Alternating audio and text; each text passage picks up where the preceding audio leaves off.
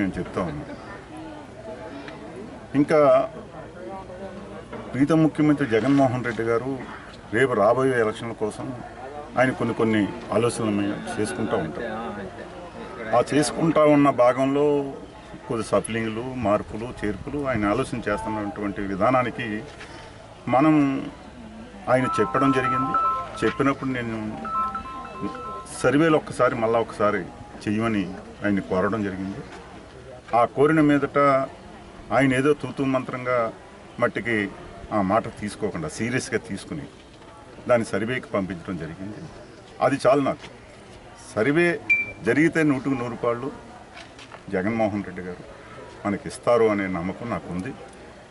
అటువంటి పరిస్థితుల్లో నేను ఇంకో రకంగా ప్రయాణం చేశానని కానీ, ఎక్కడైనా కానీ, ఏ ప్రూఫ్ అయినా కానీ, ఎవరైనా కానీ చూపగలిగితే నేనేదో హైదరాబాద్ మా సొంత కజిన్ వాళ్ళ అమ్మాయి పెళ్ళికి వెళ్ళాను. ఆ పెళ్లి శుభలేఖలతో సహా నా ఆశీర్వాదంతో పెళ్లి చేసుకుంటున్నటువంటి మ్యారేజ్కి కంపల్సరీ అసలు వెళ్ళకూడదనుకున్నాను. కానీ తప్పనిసరి పరిస్థితుల్లో మా సొంత ఇంకా రాకపోతే కుదరదంటే వెళ్ళడం జరిగింది. కానీ దాన్ని రకరకాలుగా మీడియా వాళ్ళ యొక్క రేటింగ్ల కోసం ఏదో చేస్తూ ఉంటారు. జగన్మోహన్ రెడ్డి గారు నా మాట మీద గౌరవించి ఎప్పుడైతే సర్వేకి పంపారో 100కు 100 రూపాయలు ఆ సర్వే ఆధారంగా ఆయన చూస్తారు అనే నమ్మకం నాకుంది.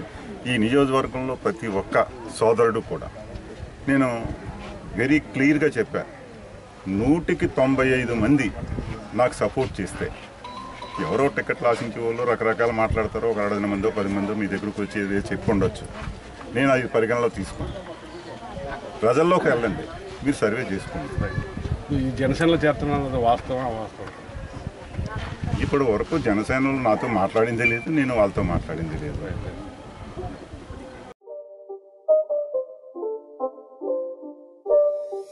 It's not a game, it's a rich thing.